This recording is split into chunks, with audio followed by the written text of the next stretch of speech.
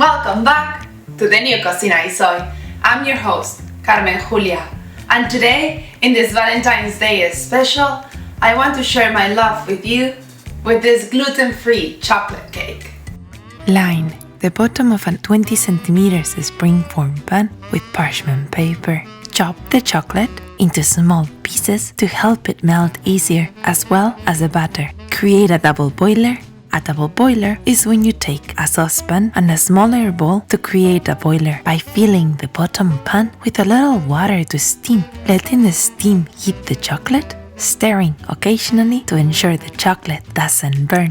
When it is fully melted, remove the bowl from the heat and add in the batter one by one. Stir until smooth.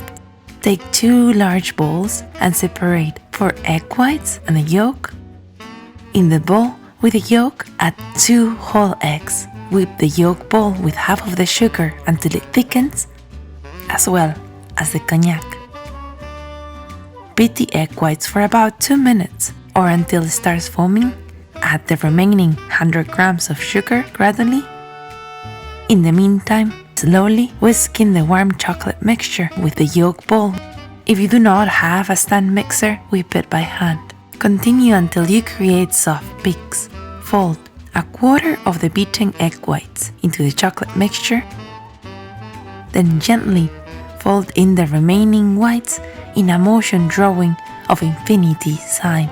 This avoids over-breaking the air that we worked so hard to introduce in the egg whites. Continue until homogeneous. Add the batter to the spring form with a tray under to avoid any liquid that may escape.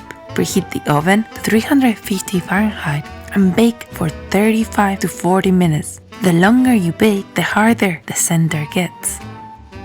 Let the cake cool in the pan completely until gradually creating a broken crunchy top.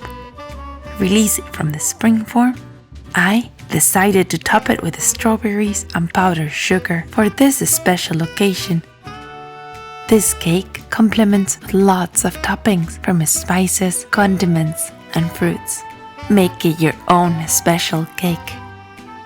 Happy Valentine's Day. And here it is, our gluten-free chocolate.